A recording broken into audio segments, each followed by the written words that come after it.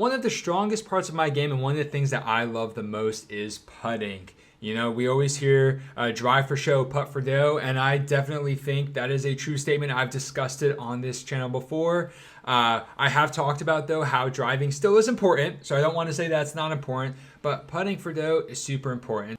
And that's why I'm so excited to have with me today a very special guest, Tyee Rilatos, disc golf. You've seen him on Instagram. You've probably seen him on YouTube. I'm so excited to have him in studio recording episode 32. Guys, we have so many amazing things to talk about today. We're going to get to know Tyee. We're going to talk about putting, and we're going to review a very special disc. Okay, so super excited to talk about that. So let's go ahead and let's get into episode 32.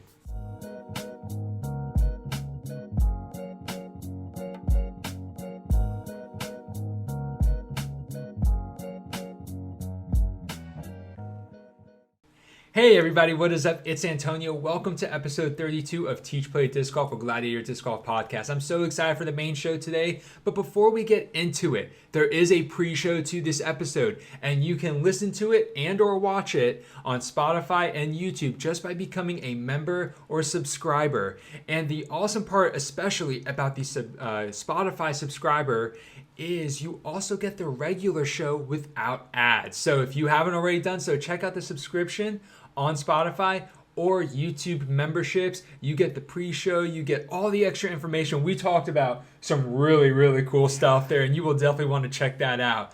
So without further ado, let's go ahead and let's get to know this guy sitting next to me. All right, Tyee. You know what? I don't have it in the show notes. We haven't talked about this a little bit, but I want to get to know you more. I know the listeners want to get to know you more. You have a very unique name. I know. We've talked about it. Definitely. I've been saying your name all day, and then we get to recording here, and I'm just like, I feel like I messed it up there. So, obviously, we've talked, we've laughed, we've had a good time. But I want, just you as a person, how about you give us a little background, help us to get to know you better. Sure. Yeah, so again, my name's Tyee Rilatos. First name Tyee actually translates to chief. It's a Native American name. And then my last name, Rilatos, is a Filipino name. So I'm based out of the Oregon area on the coast. I'm a developing professional disc golfer and content creator. My hub for most of my content exists over on Instagram. And I'm just now really diving deep into the space of YouTube. So be careful how deep you go. I know. Yeah, it's a bottomless pit of very difficult content creation. So, but so I've been playing disc golf for going on about 3 years now. I fell in love with it right away when I found it. And ever since then, I've just been pretty much chasing this dream full time since February of this year with a vengeance. So I really appreciate you having me on the show. Oh, Antonio. Dude, of course. I'm excited to kind of talk to you guys a little more. So he kind of alluded to it a little bit here, guys. He talked about chasing this dream, wanting to become a tourer, and he's basically been touring for the last month and a half. He and his family have been on the road. I think you said August 21st. Yeah, August 21st we took off the road. Left Oregon, and they're here in Tennessee, staying with some family in North Carolina. Tyee was so gracious enough. He was like, I want to come play Nashville disc golf. So he drove all the way out here this morning, and it was like a 4 to 5 hour drive. So it's been a long day. You've been up for a long time. Oh, yeah. But I appreciate it, and I hope that this day has been everything that you were wanting it to be. So I have thoroughly enjoyed hanging out with you, and I'm so excited to get into more stuff here. So definitely be making sure that you guys check out his social pages because there's a lot of cool stuff there. He's been meeting up with some awesome people. You were at Maple Hill. Yeah. Have you been at USDGC? We're actually recording on the Saturday. That is Saturday moving day at USDGC. So have you been out at the course at all or anything? Unfortunately, I've never been to Rock Hill. Okay. Yeah, I've never been to I think it's a couple hours east of you, actually, come to think of it. It's about a 5-hour drive from where we're staying in North Carolina. And I was going to go, but of course, I want to make sure that I'm collabing with awesome content creators because this whole tour is a media tour that I'm essentially investing in myself and trying to grow the brand and just collabing with awesome, like-minded content creators. So that's why, essentially why I'm here. I appreciate it, dude. I'm so glad you reached out to me. So you talked about how long you played, a couple years. How did you touched on it a little bit, but how did you discover disc golf? Yeah. So back in 2020, Everybody everyone's. I'm sorry, I am a COVID player. But yeah, so back in 2020, I want to say it was around like June or July, time, pretty much the time of the year.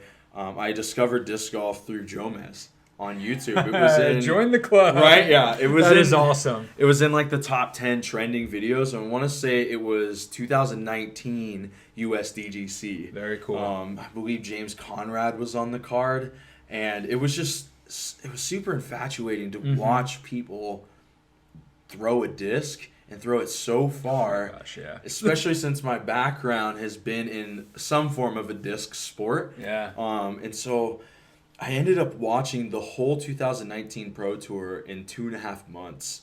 Just total binge watched every Jomez episode. You had that the there time. was. Had all the time. Pretty much stuck in the house, having to seclude myself, obviously due to the pandemic. And so after kind of, time kind of went by after those like 2-3 months, I decided to ask my wife if she wanted to actually get out and play disc golf for the first time. And I ended up buying, just like anybody else, a starter set. Yep. Went out and... What brand did you buy? I'm pretty sure it was Dynamic Discs. I went Innova. Yeah. So I'm pretty sure I ordered it on Amazon. It all came to the house. Oh, nice. And but yeah, it was just super fun. I got out and played for the first time with my wife, and I fell in love with it instantly. About 5 days into playing disc golf, I met with an ex-professional, or I guess he's kind of a local pro back in Oregon, Brody Cannon. And he ended up telling me, he's like, kid, don't take this the wrong way, but like if you lose weight and like really dedicate your life to this game, you might be a phenomenal or one of the best pros that I've ever seen. Wow. Which lit a fire under me right away. Because I was naturally throwing about 350 to 375 when I first started. Serious? Yeah. Oh my gosh. When I first started disc golf, and so I had 300 plus pretty much right off the get. And like, was it semi good form even? Or? By my standard now, definitely not. Right. It was very rough. Really tall, like rounding a lot, but throwing. You just had so much natural talent. So much natural athleticism. And at that point, guys, I was like 360 to 370 pounds. Okay. So way less athletic than I am now. But it was quite... Wow. It was just infatuating to be able to get out there on a disc golf course for essentially the first week and meet somebody who was already in that 1,000 rated threshold. Wow. And for him to tell me something of that nature, even remotely, like... I could be one of the best pros that he's seen. Just it totally lit a fire into me, and then it just pretty much. That is awesome, dude. Yeah. Wow. Yeah. I love to hear that. I mean, first off, congratulations on the weight loss. I know that can be such a difficult and trying thing, and that's so awesome for you. It's obviously good for you, but it's just so great to see your motivation and desire and passion to improve yourself and improve your game, and just to have all those things. I think that's great. And then I had no idea that you were throwing 350 within the first week of playing. You're like my worst nightmare. I'm over here spending years trying to just like improve my backhand. And 1 week into playing, you're just like embarrassing me. No. Oh my goodness. No, yes. No. Oh, Antonio's form is really solid compared to where I was when I first started, and it should be because you devote a lot of time to it. But my form was nothing to talk about. So yeah, nothing to write home about. Oh, that's funny. Well, I know I have a couple sponsors. You have several sponsors, but I want to talk about one of your sponsors that I don't think a lot of people are familiar with. Sure. And I think this really connects with who you are as a person as well. So, for those of you who don't know, Tyee is sponsored by RPM. So, go ahead and take it away from there. Like, what is RPM? Where are they? What do they make? This, that, and the other thing. Just unload information on us. Sure. Yeah, so RPM Discs is a Maori-based company out of New Zealand. We are essentially our own manufacturer, and we have I want to say about 12 to 13 different molds, things from totally understable to very overstable, a few in between, but I believe we're growing at a pretty rapid pace. We became one of the main sponsors for the Euro Tour just this year. Very so cool. If you guys tuned into Euro Tour, you might have seen some of the banners for RPM discs, but they're based out of New Zealand.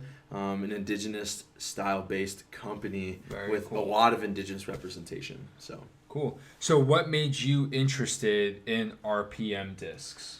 Yeah, so being Native American myself, being an indigenous person of these lands, I was just super excited to work with a company that had indigenous representation.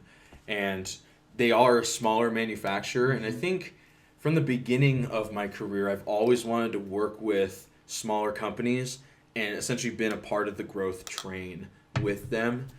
I've seen a lot of success pretty much working smaller and growing until obviously maybe one day, either RPM blows up or, disc golf is continuing to grow. So who knows? But I think I have found a company that I want to throw for and exist with for the rest of my disc golf career if I could. So that's awesome. I absolutely love the management there. I love the team members. I love the community that RPM holds true to. And it's just been super fun. I've been loving the molds, and currently I bag only RPM discs. Only RPM. So. And you don't have to only bag RPM, right? Most definitely not, yeah. Okay. So also something that I learned a little bit today, I had noticed they had some really unique names. So if you go onto like OTB discs and that kind of thing, you look up RPM under manufacturers, you start seeing a lot of names that you've never heard before. So can you kind of inform us a little bit about how do they name their discs and why do they name them that way? Yeah, so all of the molds essentially are going to be birds or raptors, and all the names are based in the language of Maori. And so they're the actual Maori word for the actual bird itself. So I want to say a Takapu is actually it's a style of like I just blanked on the bird. You blanked on it because we're all waiting. Yeah, we're just waiting. I'd have to look it up, but it's essentially like a seagull type bird. Okay. I guess for a lack of a better word, it's like part of the blue booby family of birds. Obviously, guys, you can roast me in the comments if you want for saying that, but it is. I'm trying to keep it as PG as possible. That is the name of the bird. It is the name of the bird, so it's part of that family. I totally blanked on the actual name of what it is, but yeah, we have tons of different molds from everything from like Rurus, which is an owl. You have Pika Pikas, which is our 9-speed flippy driver, and that's actually a bat. But there's all types of cool things with RPM. We just came out with a new mold called the Tyee. It's like a slightly faster Thunderbird. There's so many cool names to it, but all based in the Maori language. Very cool. I love that. I love how they're embracing that, not just like where they originate from in New Zealand, but they're putting it on their discs, and it's really educating people around the world who throw that or represent them and talk to people like we're doing now who may have never even heard of RPM discs. So speaking of that, chances are most people have never thrown an RPM disc. Sure. You said they have 12 or 13 discs in their lineup. So if somebody was to go check out their lineup and say, I want to try some of these, what is maybe 2 or 3 that you would say, regardless of skill level, let's just say that, regardless of skill level, 2 or 3 discs, that's like, try this disc out? Sure. We do have starter packs with RPM discs. So a great entry to being able to learn some of the molds. I believe it comes with either a Tyee or a Takapu as one of the putters, Waka Wakas, and Pika Pikas, which are all going to be essentially the neutral to understable type discs. Okay. But it's super sweet to be able to essentially have bagged all of them now. So I would say something around those molds. A Pika Pika is a great starter driver, especially in our atomic plastic. It's going to be really similar to like an end of a star plastic. Okay. But it tends to be the most flippiest run of them besides the base plastics that you can get from them. So I'd say a premium driver to start off with is going to be that Pika Pika and Atomic. You probably want to go like an Atomic P Waka Waka. It's going to be a 6-speed, but it's a -3. So an understable mid-range in the beginning, I think, would be really nice. Mm-hmm. And then I can't necessarily not recommend or have to recommend the Takapu because it's my putter of choice. Yeah. We're going to get into even more details of the Takapu. We will be reviewing the Takapu later in this episode. So if we don't say a lot of details now, don't worry. We will get into it. But it's a 2-3-0-2 super, neutral to slightly overstable type putter. But in Magma Soft or even Magma Medium, that's like our premium putter plastic, it flies a little bit more neutral. And so that's what I love so much about it. It's going to act really similar to like an AVR or a P2. Mm-hmm. I'd say it fits kind of in between them really well. You just made a lot of people happy. Yeah. So it's but it's a slightly slimmer profile. Okay. So I'd say those 3 discs, you can't go wrong with them. And then from there, you catch the bug and you're going to want to bag them all. Yeah, of course. Well, I love trying new things, so I may have to see what I can fit in my bag. I'm pretty happy with what I got, but I'm not opposed to try new plastic, especially if it makes me look better out on the course. Oh, it definitely So, alrighty. Well, we got a couple more things that I want to talk about, and one of the things is this in this getting to know you section is actually a question from one of my Discord server members. So thank you so much, Caleb, for submitting this question. And we talked about it a good bit in the Discord as well, in the chat there, but I wanted to bring it to everyone's attention. He asked this great question. He said, "One thing I've always wondered is whether you ever complete your form in disc golf. Should you stop working on form and just get really good with what you've got? Or should you constantly tweak your form to maximize it?" Now, we touched on this talking today at the course, touched on it in the pre-show a little bit as well. But let's go ahead and let's just hit it head on here. Yeah. What do you think about this? I think wherever you're at in your game, whether you feel like you have a big arm or not so much of a big arm, I think there's always room for optimization, where you can either simplify your form, learn how to drive more torque, and then just from a biomechanics standpoint, being able to hit those really efficient athletic positions, I think is super important. I don't think you should necessarily settle until you have a very optimal way to throw. So, in my opinion, I'm still working on my form, but Same. I feel like I want to get to a ceiling before I say, okay, this is my form, and I'm going to continue to grow with it and get the timing better, to get the mechanics more smooth. But yeah, I guess that's kind of my answer for that. Okay, yeah, and I have some thoughts about this too, and I totally agree with everything you're saying. I think it's important to acknowledge that there are pros that are also tweaking things, but they're not tweaking something necessarily because they're all of a sudden going to find 500 or 100 feet more of distance. A lot of it just has to do with how their bodies age and develop over the years of throwing. We've seen Paul go from having a little Paul Macbeth have a little like pump in his X step in his walk up 10 years ago to not doing that. Then we also saw about a year or two ago, he got some coaching from Chris Dickerson and stopped putting his hand on the back of the disc during his X step, and he just keeps one arm on it. So we see 6-time world champ Paul Macbeth still making adjustments to his form, and they're smaller adjustments. I think a lot of it might have to do with mental aspects. But I definitely think it's important to find a balance at the same time. You don't want to be constantly tweaking, constantly adjusting, constantly changing things, because then you never know what's going to work for you. And so I definitely think that there is a point where you need to say, I'm good with this. Maybe I've reached my ceiling, like you said, 350 feet, 400 feet, 500 feet, whatever it might be for the person. I've reached my ceiling, but now I need to find ways to maintain this. I need to find ways to small increments clean this up or that, or the other thing, and be comfortable with that. We see top tier pros making those adjustments, and we see the guys that are throwing, the men and women that are throwing 500, 600, 700 feet. I mean, there does come a point where you've reached maximum capacity, Sure.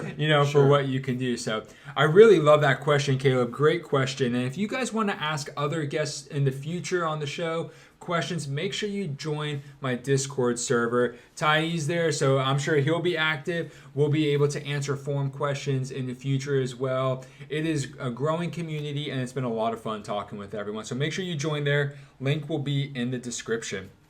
Now, let's just spend a few short minutes here.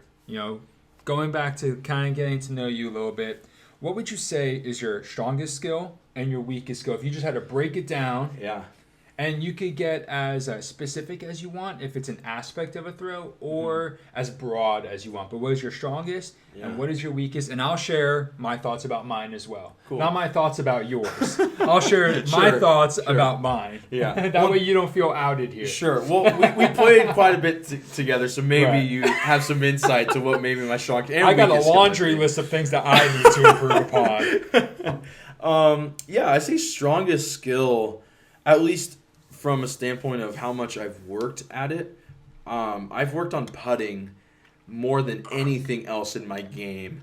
And so when I first started disc golf a couple years back now, I moved to Alaska, which if people ever been following me... We've literally hung out all day, and you've never mentioned I did not mention in Alaska. Yeah, so pretty much after the 2.5 months of figuring out disc golf, and I think it was about 2 to 3 months after playing disc golf in Oregon, we shortly moved up to Alaska for about 2 years. That's where I really started to develop my game and start my disc golf journey. But we moved there in such a time where it was in November, and it was completely just ice and snow everywhere. And so at that point I was so fresh. So I was doing a lot of form in-house, but I couldn't putt in my house. And so I was going outside and putting in 1 degree, -7. I think the worst day was -19. And then we had a putting league that we had. It was 1 degree out. I actually had an old YouTube video about it. But putting, I think, is the number one asset to any player if you're trying to make up strokes within casual tournament play and just any round of golf.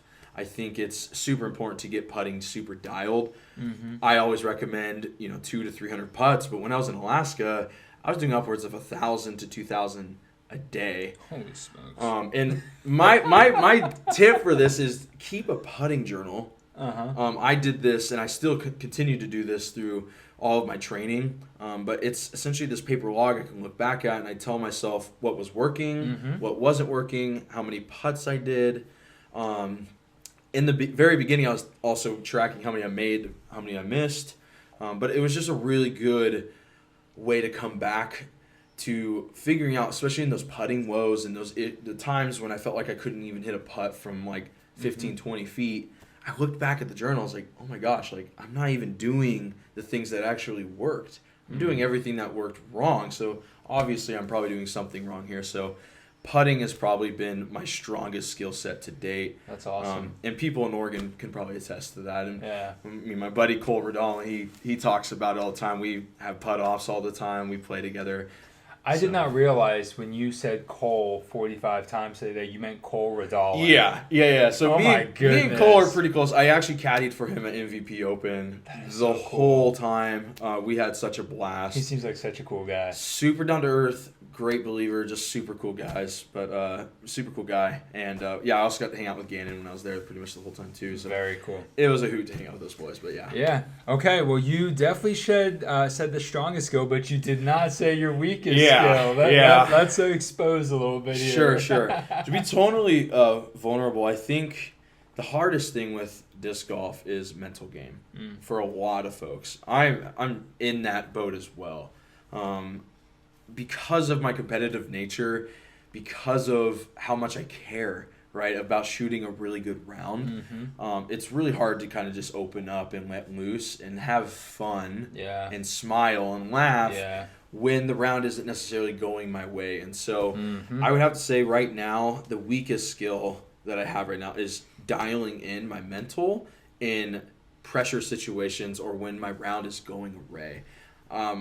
But I have been finding a lot of success in that's okay attitude, and just accepting every shot for what it is, but dialing my mental focus into each shot individually. 100% into each shot individually. And so casual rounds, as you've seen today, I can let loose and have fun and don't even care about the score sometimes. But in tournament play, I just care so much because we have ratings and we have, obligations towards our sponsors, and we feel the pressure to do well with them. Right. But at the end of the day, I feel like I'm getting there, and I feel like my mental game is getting better and better. And when I put myself into more pressure situations with touring pros or even pro level play, I find myself either just kind of staying below the radar or really rising to the occasion. And so mental game is a work in progress. I hear you. That is something that I think we can always improve upon in our mental game. And one thing that I have found super helpful, and you may want to try this, or anyone listening, you may want to try this, is that we often will talk to ourselves in our brain, like in our head, and say, just move on. It's, it happened, it's in the past, just move on. But audibly talk to yourself. That is something that I have done where I've just, my nickname is like Tone with my family and friends. So be like, all right, Tone, that sucked. Let's just move on to the next one. Or, hey, you're going to make this putt. This is in your range. That positive self-talk and verbalizing this to myself out loud so that I can hear it, actually hear it, not just think it, but hear it. I have found that to be great because I am exerting that energy out in a way. And I'm hearing, you always want to make sure you have some positive affirmation there to stay in a positive mindset. Sure. But I want to encourage you and others, like, I have found it so helpful to actually say, hey, you're outside playing disc golf on a beautiful day. Let's just have fun. Let's just enjoy it. And that just, I feel like a wave of this pressure that I put on myself just kind of dissipates a little bit. So I definitely appreciate you sharing that, and I hope that kind of tip is helpful. I'll go real quick with my strongest and weakest skill as I was just thinking about it. And I'm going to say that one of my strongest skills, if not my strongest, I really feel good about my approach game. I feel like ever since I started disc golf 5.5 years ago, that I had to learn how to approach real quickly because I wasn't great at driving off the tee. And so that is one thing that, of course, we all have days, rounds, and weeks maybe where an aspect of our game that is our strength isn't really clicking well. But overall, I definitely feel like one of my approaches is one of my strengths is my approach game. And just being really comfortable with the discs that I throw, understanding how they are going to react to the angle I'm throwing them on, and how they're going to react when they hit the ground, and that kind of thing. A lot of that is also I've just committed to using some discs for a long time, and so I'm just comfortable with those molds. So approach game, probably one of my strengths. One of my weakest skills, and this is something that was kind of happening a little bit today. I'll actually be honest and say probably accuracy is one of my weakest skills. And I think a lot of that is because I've been improving and adjusting my backhand form so much with some major components. Like my backhand form used to be so bad. Like there is nothing that has transferred and said, oh, I was doing this well, let me continue doing that today. Like, no, it has all changed completely. Wow. And so it's one of those where I've changed so much and I'm still improving and adjusting that I do find that sometimes I'll have a throw that feels good coming out, like a couple today, and it had a good flight, but it was just a little off. Sure. And so that's one of the things that I'm still working on, accuracy, especially for backhand. I'm getting better with it because I understand that when you have good, consistent form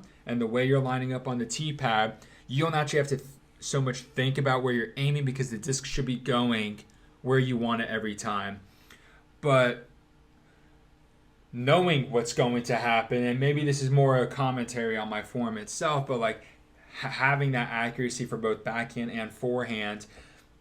I haven't been throwing forehands as much recently, and I think it showed today where Cane Ridge is very forehand friendly. Yeah, and absolutely. there were a couple throws that I had that were just a little off on the forehand. And so I think dialing in that accuracy will be super helpful, and it's definitely one of my weakest skills currently. I don't think it's always been that way. Hey, well, your forehand is something to talk about. Okay, my forehand is not so much. So I appreciate if that. we're going back to weakest skill for me, forehand's a very close second. So just I got to give you a little bit of praise. So. I appreciate that. Thank you very much. But speaking of skills, guys, and Tyee touched on this a little bit, let's go ahead and let's get into our disc golf skill. I'm so excited for today's conversation. We're going to be talking about putting. Now, there is a lot that goes into this. And so I want to just clarify for everyone listening is that we're going to be looking at the first thing to tell people to improve their putting. Now, trying to be as objective as possible because once again, like form, everybody's at a sort of different place.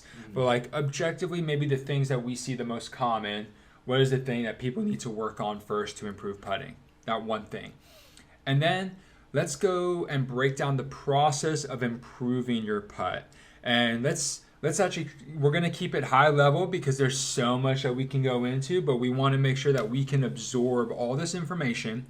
And in that, we're going to talk a little bit about the physical and mental aspects, and then our favorite tool for improving putting. So that's what this section will be like. So let's go ahead and you lead the way. What is the first thing that you tell people on average, this is what you need to do to improve your putting? Paint the pole. Yes. Paint the spine. Okay. Not familiar with that second part, but I like painting the pole. Yeah. By far, the biggest miss that I see people have is either one, not even being in a place where it is in frame to be able to go into the basket, but it's a lot of left to right miss. So much. When you think of a basket, you have 18 inches of catch zone from band to top of the basket, like bottom band to top of the basket, but you only have about 12 to 13 inches of catching zone left to right. Those last couple of links that are on the outside tend to never catch discs. And so it's super, super important that we dial the 12 inches in, but not forget that we still have 18 inches worth of room to be able to go higher or lower in our putt. So, but yeah, paint the pole, paint the spine by far.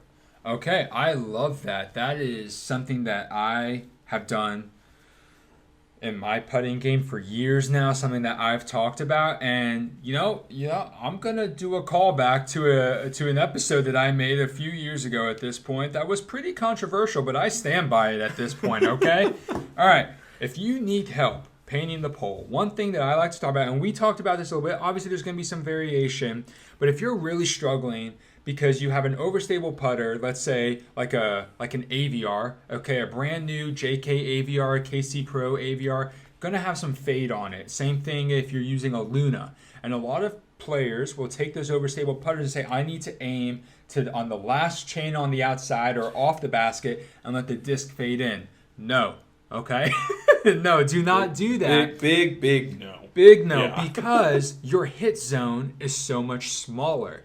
And what also ends up happening is you don't realize it, but every time you hit the chains, it's like your disc is hitting a tree. And what's going to happen is that disc is going to start to beat in. And I used to do this. I'm speaking from experience. My JK AVRs started not fading soon enough. So I was constantly missing the basket because I was trusting this fade to come in. I made this change 2-3 years ago at this point. I started aiming at a chain directly in front of the pole. No matter the stability of the putter you're using, aim in the middle because, you have the up and down space, but left and right, you now have 6 to 7 inches, if you miss a little bit, left or right, that will compensate for that. But the other thing is your hit box on the basket is much larger than trying to trust the disc to fade in. And so to help with all that, go into the skill here that you can work on, something that I have found to be so helpful with that is when you're looking at the pole, if you're a right-hand putter like I am, I'm looking at the pole. I have my front foot. I'm a stagger putter. So on a stagger stance, this really only works for that. Straddle, you would put more your middle body. But on the stagger stance, I got my right foot in line with the pole. I got my hand coming down in line with my leg, which is in line with the pole. And then I have my right eye, because it's on the right side of my head, in line with the pole. And so I got these 4 points. And you mentioned it earlier in, I think, the pre-show, these biomarkers. It's not necessarily that you have to be right eye dominant or left eye dominant, but it's this alignment. You got the pole in the middle, you got your foot lined up with the pole, you got your hand lined up with the pole, and you got your right eye lined up with the pole. And that's keeping everything in line with each other. And so when you go to paint the pole, it's not a left to right Mr. Miyagi, wash on, wash off, wipe on, wipe off kind of thing. It's painting up and down. And so you can just worry about whether you're a spin putter, you're opening, you're shaking hands with the basket directly in front of you, you're not having a crossover. And if you're more a push putter, which I learned today, I'm a little bit more of a push putter than I realize, painting up and down on that, and start there. You are more than welcome to make adjustments and variations. Again, if you're a straddle putter, you want to be more in line with the middle of your body. But I think that principle is so important to line up with the center of the basket. You can make a lot of adjustments if you're not lined up with the center that end up making your putting worse. And so I think lining up with the middle is the most important thing that a person can do. And I'm so glad that we're on the same wavelength with that. So people might be listening to this and saying, okay, I like that idea. That's obviously going to help them painting the pole. But there's more to putting as well. So what would you say to somebody who might have 35, 45, 55% putting percentage?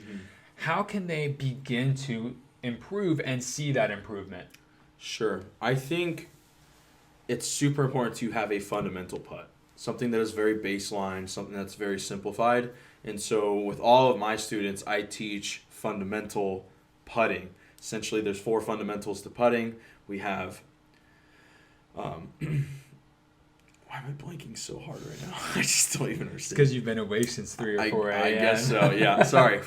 The 4 fundamentals to putting, we have power, framing, spin, and follow through. It's hyper important to understand what is the most efficient way to be able to perform each fundamental. And I'll break essentially power down because I think this is the easiest thing to gravitate towards. Sweet, let's start with that. There's 3 different ways to create power in the putt. You have compressive putting, which is using the back leg a lot more like a spring. You have weight shifted putting, that is essentially you're pulling your weight from the back leg and then onto the front leg. It's very much more like linear front to back. Ricky Wysocki. Very Ricky, more like James Conrad like. And then you have hinge putting, which is very much so like a Gannon Burr or even like a Calvin Heimberg. Calvin uses a lot more arm and tries to focus a lot more on the wrist motion. But I think the most efficient way to be able to create power in putting is compression. Okay. To use that back leg like a spring, because with the same thought process in our backhand throwing, like we touched on already, using dense muscle fiber creates efficient torque or power. And so being able to use the back leg like a spring helps engage and gets a good contraction of those dense muscle groups. And so it's really easy to be able to get power out of your putt if you actually drive off of the back leg. So that's where I would start. Getting the back leg to be actually engaged in your putt is a great place to start. The framing, you could use a tip like Antonio gave you. Mine is just making sure that the wrist stays on the pole and you paint that down. And if you're a spin putter, you paint the spine on the way up and then shake hands with the basket or the pole, shake hands with the pole. Spin, you want to make sure that essentially you open your hand at flush, so you're shaking your hand, but there is this actual mechanic or wrist motion that happens, but you don't want to break past flush. You don't want to break the hand open. And you really don't want to supinate or pronate too much. You really want to make sure that everything stays flush there. Follow through, obviously, is making sure that you transfer all of that power from the back leg onto the front and you're not falling over the leg. It's kind of a brace, in a sense, in putting as well, where everything kind of gets on that front leg and then it comes to like a halting stop. We call it like hitting the wall.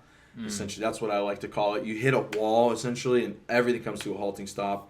That ensures that we're getting all that power into that putt. So. Very cool. Okay, really quick, you talked about this compressive power with the back leg. Obviously, we would have to load that by bending at the knee, loading that power. When you talk about this compression with the back leg, is this because a lot of people will focus on bending with the front leg instead? And so really it's more an idea of using both to generate that power? Or are you talking about sitting back on that back leg to then push up and end up going into our brace leg, so to speak? Sure. The compression aspect is much more like a Paul Macbeth style putt. When you break down Paul's putting form, at least I've done probably 10 to 15,000 hours of putting review and putting. It's been about like a year or 2 years of watching a lot of different putting form, especially at the pro level and elite level. But he uses his back leg like a spring, and he stays on the ball of the foot almost the whole time. And so I think it's super important that it's not a full weight shifted movement. It's more like you're diagonally kind of pushing into that back leg and really compressing it like it's a spring, and then you want to fire off of it into that front leg. Okay. No, that definitely clarifies. Thank you. Because I know we were talking a little bit, and I think for me, I don't get to play every day, and so I think I was experiencing a lot of fatigue by the end of our rounds today because my putts were just feeling so weak and that kind of thing. But speaking of that, this physical toll, this mental toll that comes with putting, we know that it is both. I think you and I would agree that putting is more mental than it is even physical. So what is something that we can use to help us tackle the physical aspect while also mastering the mental aspect of putting? Yeah. I think practice holds true to the saying, practice makes perfect. But in this sense, practicing putting allows you to learn your putt. The more confidence you have in your putt, the less mental strain you're going to have constantly. So my putting practice, and you guys can totally take this. I have a video on my Instagram about it, but I do 10 to 15 minute sessions. I don't go over that amount, and I go all the way until I make about 300 to 500 putts. This is a daily practice. This is going to allow you to practice a lot of your style of putt, but I do it everywhere from circle 1 to circle 2 because I believe it's super important, especially at the elite level, to be able practicing those. Take it case by case. If you're not obviously want to be a touring pro, really just dial in the circle 1 as much as you can. But we find in different studies that if you want to stay at a very high efficiency level, the brain can essentially sit on one subject for about 10 to 15 minutes, at least in the school environment. And so I took that study into putting and found that if I only go for 10 to 15 minutes, my mental fatigue doesn't essentially fall off. If I go past that point, I just start to develop a very mental fatigue, and I start to develop bad habits and bad form and bad physical mechanics. And so limit your putting to 10-15 minutes, go away, do 5 minutes of completely something separate, regain that high efficiency mental state, and get right back into it. I love that. And one of the things that I think will help with a lot of this is the ChampCap from Putt Confidently. I mean, the company name itself is Putt Confidently, and you can do this with the ChampCap. I know both of us use it, are sponsored by them, and have found great success using the ChampCap. It is one of the best tools out there because it does both things. It really works on your accuracy. Okay, you have a literal ring that is the only way that you can make the putt. You have to go through this ring to make the putt. So you're going to improve your accuracy. Now, yes, there may be times where you hit the black cloth where it's okay, that would have gone in, or you hit the edge of the ring, it's okay, that would have gone in on a normal basket. Yes, it would have. But the idea here is to increase your focus on a smaller area, aim small, miss small, so to speak. But then also, you have to focus and concentrate, and you have to putt confidently, pun intended there. I mean, you're not going to make the putt with this tool, with the ChampCap, if you're not looking at it saying, I'm going to make this. Very cool tool that I think a lot of us have had success with. I know you have a lot of tutorials on your Instagram page talking about the ChampCap, but maybe for people who are out there, what is one way that you would recommend using the ChampCap? First, I would buy the ChampCap Solo. It's a one panel, 13-inch. you still get 2/3 of the basket. So if you still want reps to hit chains, you have the accessibility to do it. Just rotate the basket. Just rotate the basket. So, and it's a super small investment for massive return. And so I think that's the first place to start. It's I think I want to say it's only like $29 right now. They're $29.99 or $39.99. Yeah. One of those low end. Yeah. And so it's super quick investment for super high return. And I think that's the first place to start. Get that on your basket and just get putting. Really just dial it in. So. And I love my ChampCap Solo. It's on my basket right now because I can warm up on what I just call the bare basket and just get comfortable. Okay, I'm getting warmed up here. And then I can focus, And so I love that. So if you want to check out the ChampCap, link is in the description. If you use that link and buy a ChampCap, you support me directly. And so I really appreciate that. So thank you so much for doing that if you do. But yeah, highly recommend the ChampCap. And if you already have a ChampCap or you don't want a ChampCap, I still hope that you can find these putting tips that we gave you to be super helpful and just encourage you. I love the compressive power. I think that's a huge component. Painting the pole, painting the stripe, depending on push putt or spin putt. I really like that. So a lot of good information here. And I definitely recommend re-listening to this section because there's a lot of good information to get to learn about there. So let's go ahead. We got one more section in this show, and I'm so excited for this because we are reviewing your signature disc. So today we are looking at the RPM Takapu. Okay, it is a 2-speed, 3-glide, 0-turn, 2-fade putter from RPM. And as always, the disc review on this show is sponsored by OTB Discs. You can get the Takapu on OTB, but if you want a Tour Series Takapu, contact this man right here. Yeah. Contact Tyee about the Takapu. He has several Tour Series. They are very cool discs. You've used them the most, so I'm going to let you lead the way here with this review. What are some things that we all need to know about this disc? Yeah, so it is a beadless medium dish style putter. Has a little bit more of a round nose to it. Fits super comfortable in the hand, in my opinion. If you're really used to like a P2 or an AVR, has a little bit of stability on it, so it's reliable, especially in a headwind situation if you're a spin putter. But yeah, it holds super true to the 2302. I'd say it might glide actually a touch more than what it says. In Magma Soft plastic, this is my absolute favorite plastic type. Very gummy. Yeah, super gummy, but not too gummy to where it's just going to stick to your fingers excessively.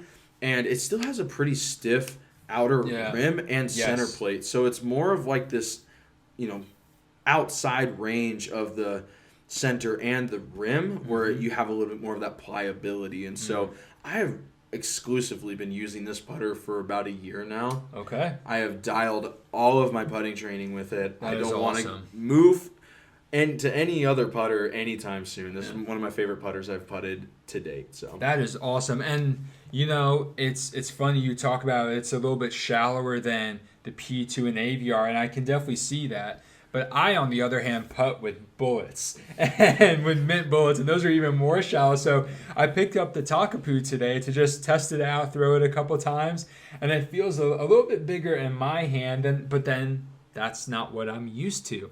And so I definitely agree, though. I love the beadless feel of it. It is a nice round nose. I definitely feel like I could go and putt with this disc, even though it is taller than what I'm used to, because it just feels so comfortable in the hand. Yeah. The plastic definitely feels great. And I love that it comes, I think, in the full array of plastics, right? Yeah, pretty much, yeah. We even I bag a platinum, which is the highest end plastic we offer at RPM Discs, so it's going to be like That's really pretty. Look at those rings, man. Super pretty. It's going to be a lot like kind of like an ESP, with a like almost tackier star feel. Okay. Super unique plastic. I really enjoy platinum, but we have them pretty much all the way from Strata to platinum, so you can check them out pretty much wherever you want to buy your discs at if they hold them. So yeah, that is awesome. So yeah. The Takapu, a very cool putter. Now, I didn't get to throw it a ton today. I will definitely be messing around with it. But, like, the average disc golf, like, not even average disc golfer, when you go and you throw the Takapu, what shots are you throwing with it? and why are you throwing those shots? Yeah, I'd say anything that's like 275 and in for me, that I need a straight pushing shot that has reliable finish on the end of its flight is right where the Takapu fits in really well. And so I like to throw it in that platinum plastic, like I mentioned. I think that is a super underrated mold for slightly finishing shots for your putter. I love that. I throw my bullet about, the same range that you're throwing, that just straight shot. I threw it today and it was just a beautiful shot to throw. But yeah, so the Takapu, guys, is a very cool disc. I will definitely be messing around with the one that you gave me. I'm super excited to throw it and learn and get familiar with it and just, see what it can do, because I saw you do a lot of cool things today with the Takapu. It definitely has some good glide. I'd probably give it a 4 glide if I'm being honest. I think the 0 turn is true. The 2 speed is accurate. It's not a super fast putter. I do think that maybe it's a 1 fade. Yeah, like not quite 1.5. 2. Yeah. And it also could just be that, you were throwing it really well. So, that high spin, high speed, it wasn't fading as much. But I definitely think, that 1 to 2 fade, I think the numbers are pretty accurate for this. And so that's one of the cool things I like, is that players can pick up this disc and actually trust that it's going to fly the way it says. Yeah, most definitely. And the Magma Soft Plastic, personal feel and belief, I think, it takes just a tick of stability off of it. Flies a little bit more to the neutral side, but still reliable fade on it. So. Awesome. Well, guys, that is all that we have for you today. I hope you enjoyed episode 32. I learned a lot just absorbing so much information and knowledge from you about disc golf.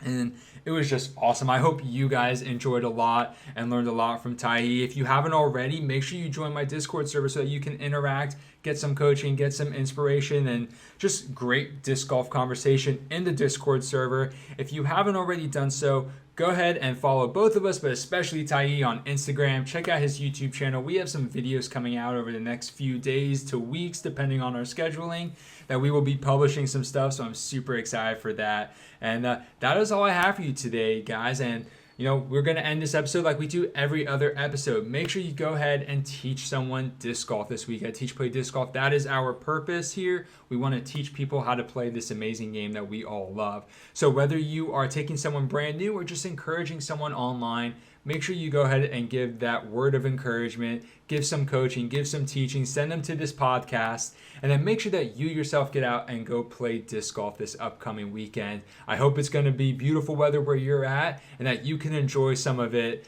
And that is all, everybody. Until next time, have a great round.